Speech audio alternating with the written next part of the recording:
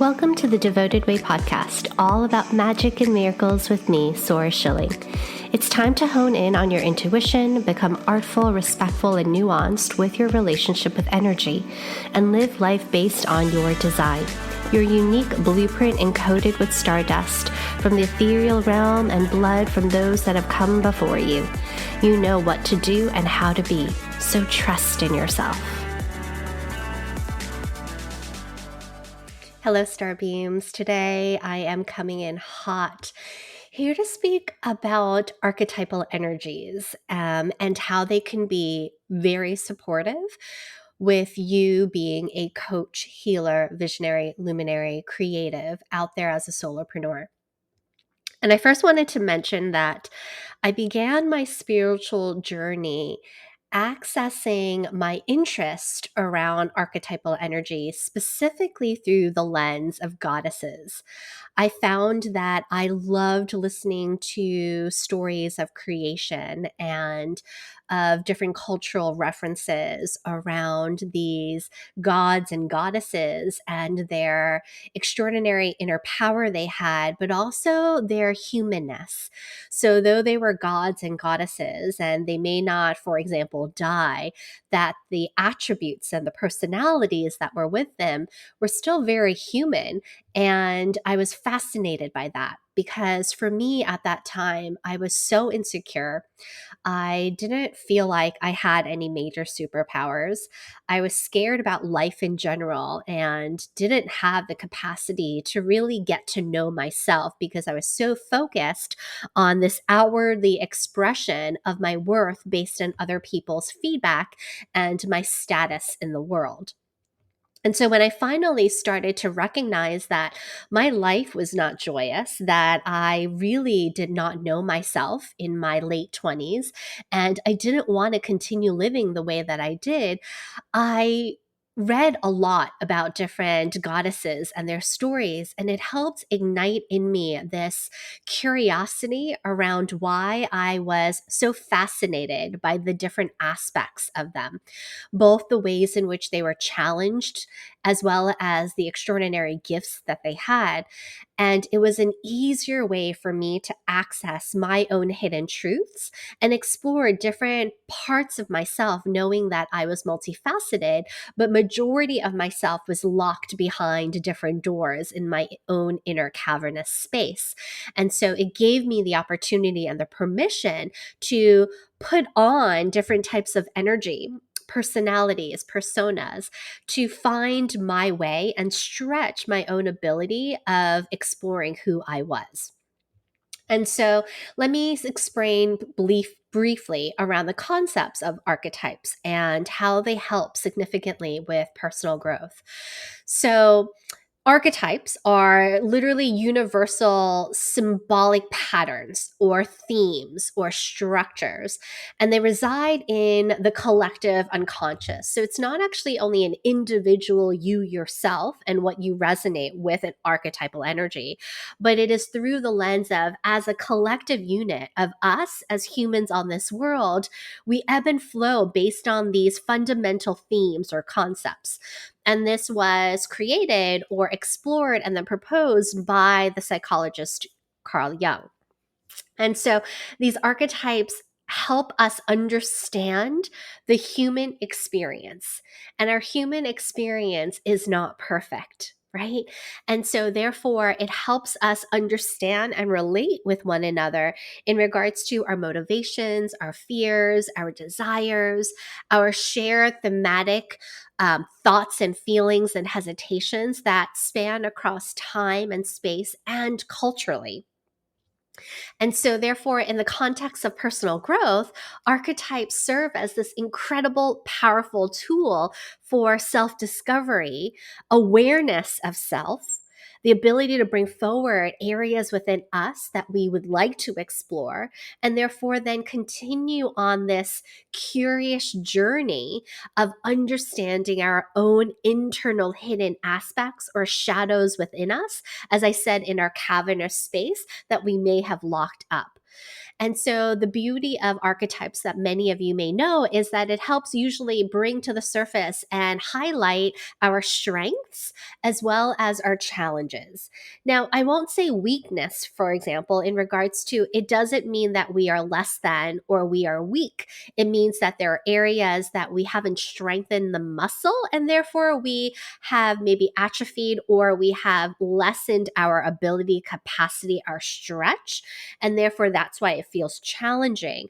But ultimately, as we move through it, it can then ultimately be the most profound strength of our internal soul's essence that's possible, right?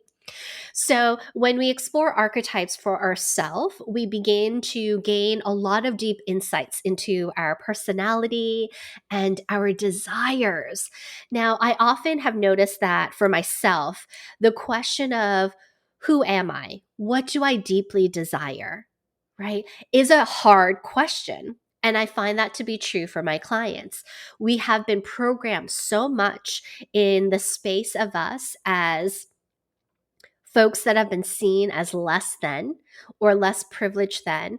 We have told to shut up. We have told to stay quiet. We have told to be grateful for what we have. We have been told to model based on someone else who has more power as to what it is that we deserve or what we can ask for. And therefore, yeah, it is super hard to say to ourselves and be very honest around what it is that we actually desire. What is it that we want in life? And therefore, that curious question that we as life coaches and healers get to support not only ourselves with, but with everyone else is this question of what is our life's purpose? Why are we here? What can we do to create more joy within our own experience? How can we be more radically self responsible and aware? How do we start noticing through our sacred witness when we are in a conflict triangle of persecutor, rescuer, or victim, and therefore then in that process begin to understand our own patterns, our own space of the inability to grow and stress beyond what is currently there, and therefore creates that sense of barrier or stuckness. And when we are able to notice the patterns, right, what we realize as coaches is that when our clients be able to realize this, they start making different choices. That they notice, oh, I can do this differently. I can feel differently. I can think differently. I can make different choices. I can try something else out. And by doing so, that is what's creating them the opportunity to move through something that feels challenging and tap into this extraordinary, unlimited possibility of potential. And so, with archetypes, now that we understand how it could be supportive to our clients, when we bring forth that archetypal energy in our coaching or healing sessions, and we start enjoying their opportunity to really see their own patterns, being their own self healers, then the relationship between you and your client, that interaction becomes deep and meaningful. No longer are you staying on the surface. And I know many coaches, and let me share with me if this is one of you, if you find that you've been coaching for a while and you're like, okay, I'm good at this and I'm a bit bored. I'd like to stretch myself. I'd like for us and my clients to go into a more profound space, a deeper and richer space, but I don't really know what that means. And archetypal energies can play in that arena to help in a very easeful way for you and your clients to start diving deeper into that cavernous space and learn to create a sense of deep empathy and compassion and sacred open communication so that their ability to make conscious choices, be aware of the patterns and structures they put in so that they notice that they are not only resilient in overcoming obstacles, but they now have the know-how and their own strategy to do so, means that they are on their life chosen path to their truest potential. And so I find that having done a lot of exploration of my own self development using goddesses as archetypal energies was the catalyst to my own personal growth. And it has become the catalyst for my devoted energy coaching students to have their own transformational growth and their ability to confidently hold space for their clients and a group of folks that may be very different from one another, because they know how to support every single individual being in the unified collective consciousness, because they are, let's say, in a group, by allowing them to all be their authentic selves, embracing the fact that none of us are perfect, that there are moments that our shadows are going to come up to the surface.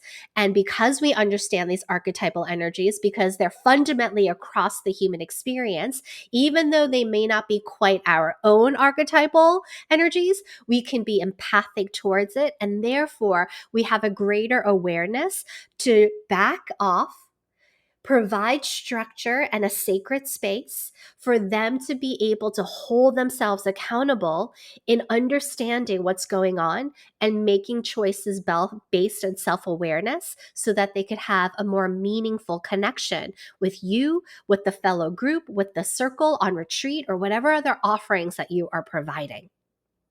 Okay. And when we do this, one of the things I love about archetypes is that I always say that archetypes unleash superpowers, right? That we all have residing inside of us magic and medicine. And our medicine is, number one, the medicine that we take that sometimes does not taste good, but they are the qualities within us that are challenging. But then when we move through them, are the greatest strength and potential that we have to create the greatest impact in the world. And so when we understand and we take our own medicine and we allow that to happen, then that becomes sweet nectar of the divine, of the great mother. And we can joyously offer up that medicine to our clients. And in doing so, they can now receive it. And sometimes it will feel like joyous, sweet nectar. Other times it will feel a little bitter and sour, because they're now using that opportunity of you in relation to them, holding the space with them for them to be on this journey of self-awareness. And archetypal energies can soften that ability, because often we cannot see our own internal self by just bringing light inward. That's why it's in our shadows. But if we get to use something, it's a little outside of ourselves, right? That is part of the collective unconsciousness that we see exemplified in movies and films like Archetypes, then we have a better way of voicing out loud through the lens of ourselves onto this energy in front of us as to what lessons we are here to learn about ourselves. It's much easier to put up a projection and see the reflection rather than going inward and then trying to navigate this internal landscape that is so wide and deep. And we have no possible way of anchoring in if we don't have a guide, such as a devoted energy coach, okay, or other mentors, healers, and life coaches that are out there. Okay, so let's talk a little bit about, now that I gave you a framework around why I love archetypes, let's talk about how it's an invaluable tool for you in a client session. So whether it's a healing session or a coaching session, how this could really, really, really enhance your coaching practice. So the first thing, that when you are working with archetypal energies, and I'm specifically going to speak to my work that I have realized that has come to this culmination apex of an aha, is when I took the time to deepen into an understanding, not only now of 20 plus years of learning about archetypal energies, right?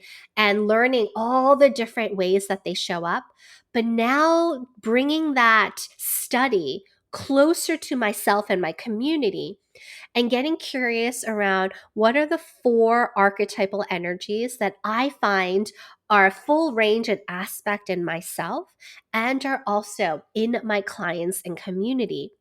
And then I brought them to life by bringing their own essence, their own energy, by also gifting them a name. And I find this to be really helpful for coaches. So if you are curious around creating and co-creating archetypal energies that are specifically geared towards you and your coaching practice, and they're not the well-known archetypes out there. So for a devoted archetype, they are compassionate healer, sovereign warrior, enchanting weaver, and prolific alchemist. So those are my 4. right? And those word choices were very specifically birthed through my self study of me and my study of my clients and my community. I went on this deep exploration. And because I now know these 4 archetypal energies, I know how to meet each of the archetypes when they show up in my client in a session. I now know how to meet a number of them if we're in a group setting. I know how to soften in to an archetypal energy that might be resistant. I know how to fiercely love and show up and be a advocate and have an archetypal energy step up if they're needing some of that. Right. And so that has been super helpful, which is why clients return over and over again, because I have the ability to fully meet them in the energy of how they're showing up. And they do not have to be perfect or be nice or not have any emotions or have it together or, and there's none of that idea of needing to already have figured it out and perfectly show up as an ideal client. They can be as full as they want in all capacity in their emotional state, in their mental state, their physical state, and in their spiritual state. And that is due to the 4 devoted archetype energies. And so for each of you, my invitation is, what if you started to truly go on a study of your own archetypal energies for your coaching, for your healing sessions, right? When doing this, what happens is, 1, you have a deeper understanding. You understand your clients' behaviors, patterns, their healing cycles, their motivations, their fears, so much so that when they show up, you can track where they are on their healing journey because there's a particular pattern that happens. And you can help your clients gain so much insight in their core desires, fears, aspirations, hesitations, challenges, and core wounds. Okay. The other reason is that you can enter into your coaching session and begin to allow yourself to meet your client in a way that helps them feel seen, witnessed as a sacred space holder. So I don't mean that you have to pretend to be someone else, but rather consider the fact that when you are reaching out and hanging out with 5 different friends individually, the way you show up with one friend is sometimes very different than the way you show up with another friend, right? Or if you choose to do one activity, you might call one type of friend, but if you want to have a different kind of conversation, you might call up another. Same idea. Your energy is going to be different and matched based on the person that is in front of you, or even on Zoom. And so therefore, if you understand your coaching, healing archetypes, it allows you as a coach to come in and bring your coaching approach to match your client's unique needs, what they actually need from you. That way, you're not just you. And therefore, what happens if you show up in one way and your client isn't feeling met, seen, or is vulnerable or tender or angry, and you show up the same way consistently, what happens? There'll be no breakthroughs, right? There is a give and take of energy, of feeling into and shifting slightly, therefore honoring your client. And so therefore, when you enter in, you can then bring forth your own different energy of how you show up, but also your coaching style and techniques differ. And so therefore, that's why I'm always curious around those that say they have, quote, a tried and true method that works only one way, because no one person is the same. So instead, you get to show up and you get to ask questions differently. You get to have different coaching techniques. You may do different types of healing based on what's happening. Therefore, it becomes almost this organic, customized experience that you and your client is having that's aligned with your client's archetypal energies, and therefore maximizing the effectiveness of the transformation through your coaching process, because your client is feeling held and they can soften into the experience. Okay. The other reason, number 3, is archetypal energies help coaches assist their client in understanding whatever limiting belief is actually causing the friction or the tension. And so in our humanness, we self sabotage all the time, right? We may grow and expand, and then we only go so much far, and then we start self sabotaging, or these patterns come up until we grow a little bit further, and then the patterns show up again, and then it grow a little further. And so often I find that sometimes coaches get frustrated. They're like, oh, my client has the same thing happening again. I can't seem to get them out of it. Or they may say them to themselves, I'm such a shitty coach because I can't seem to help this client move through the same pattern that comes on over and over again. I would say and argue that it's not actually the same thing over and over again. It's a slightly different version. And so, by recognizing the archetypal shadows, the limiting beliefs, the negative expressions that are coming out, because the reality of what's happening is an indicator that really beautifully that there's edge and growth that's possible. That's why it's showing up. And so, as a coach, you can guide your clients to explore and transform these aspects and allow them to feel empowered instead of feeling ashamed that they're, quote, stuck, or that they're not moving ahead, or they're actually moving backwards, which is not the case. Okay. Next, the fourth reason why archetype energies is so great in coaching is that it helps provide a particular vocabulary and helps enhance communication with you and your clients. And so there's a more effective approach.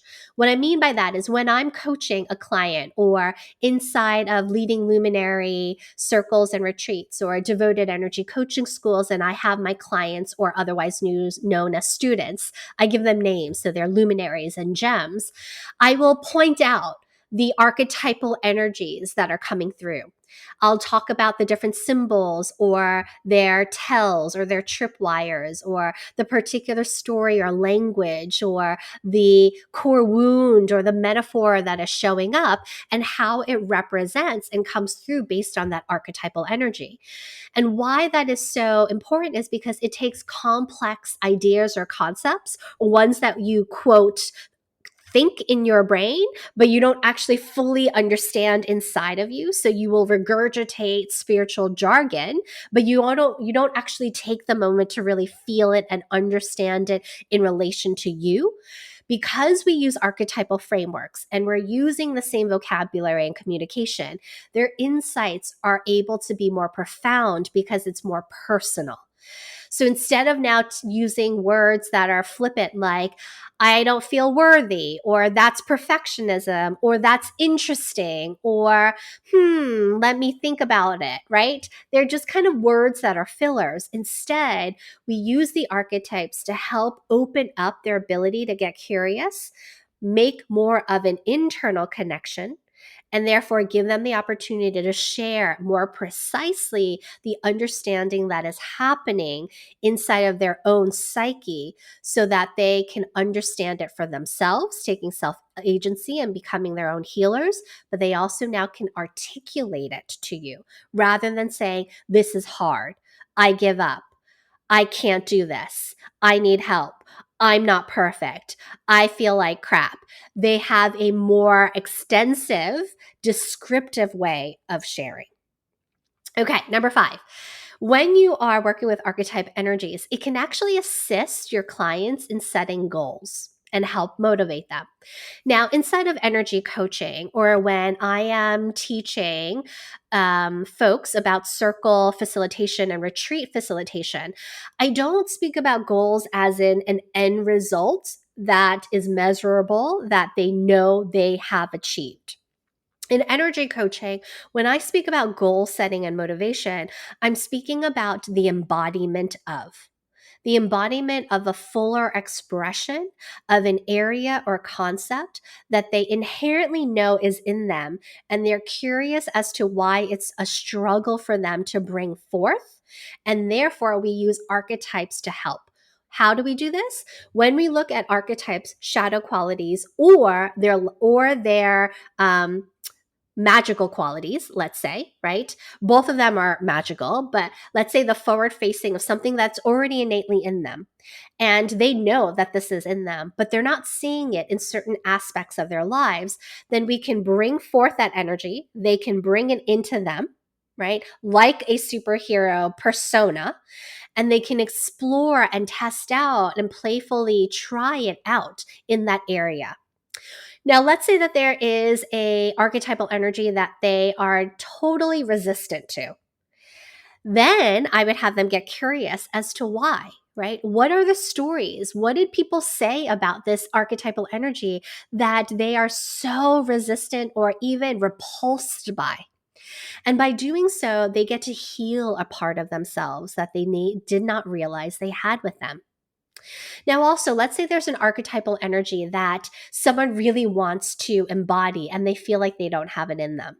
The fact of the matter is, the fact that they even want to embody it means that they do have it in them. And so, therefore, again, it's this opportunity for them to feel it in themselves and explore what that will look like. How would they act? How would they dress? What choices would they make? What limiting beliefs need to be laid to rest? What energy needs to come through? What daily practices would support? And this is the way that we create that motivation, because it's playful and it helps our clients get really excited in the joyous exploration. Lastly, speaking about the qualities that are helping to address, right? The maximizing gifts that are them, and also the shadow qualities that they may resist that are also their gifts. The last thing that archetypal energies, specifically the ones that you will create for your clients based on you having this exploration of clients and who they are and birthing these energies, these specific archetypal energies for your own coaching practice. The last great gift is it creates wholeness and integration. Holiness, right? So a wholeness and the holy understanding that a person is so divine. And so the archetypes, when I look at my four, compassionate healer, enchanting weaver, prolific alchemist, and sovereign warrior, they're not separate. There may be some that are more forward facing, but on a journey that we take together inside of my group programs and retreats, when we begin to notice that we are all aspects of every single archetypal energy, we begin to notice that there are some areas where it's disharmonious, other areas where we have polarized and create a duality. And it is our inner work to create this harmonious space of weaving all four of those archetypal energies together so that we create a sense of fulfillment, of vitality, of holiness and wholeness and well-being. And well-being then creates the sense of deep wealth and abundance because we filled our well. And so the different archetypal aspects of themselves help our clients go on a journey of self-discovery. They get to embrace all aspects of themselves, including the depth of their humanness that they may have been ashamed of, and in integrating the diversity of all the different energies. And that helps to foster self-compassion and self-acceptance and empathy. And to be honest, for me, as a woman of color in the self-development spiritual industry, I want to see more of that. If I can see my clients begin to have a deep sense of acceptance and compassion and allowing diversity within their own self to ignite, then I hope that they can then open themselves up to being that diverse, inclusive space holder for all of the community around them. Okay, so those are the reasons that I enjoy archetypal energies so much. And I would love for you to consider, please, please, please, to join me either for a free 3-day archetype quiz challenge that will be starting very soon, or enter into creating a magical quiz. And the reason why is creating your magical quiz is not just about a quiz that ends up being a great lead generation where you can increase the amount of email subscribers. Ultimately, the goal of it is for you as a coach and healer to start creating your own set of archetypal energies that could be able to be the framework and the foundation of how you become an impeccable space holder. Because these archetypal energies you can use with your clients. It's a shared common language, but also you can use it in any and every single human interaction you have out there in the world. So I highly, highly suggest that you hop on over and you enroll in creating a magical quiz, a 5-day journey. All right, enjoy everyone. Bye for now. It is a blessing to serve you. My deepest desire is to bring nourishment to your soul, activate and enliven your inner landscape, and find inspiration through the sacred stories of others and myself so we remember we are collectively woven.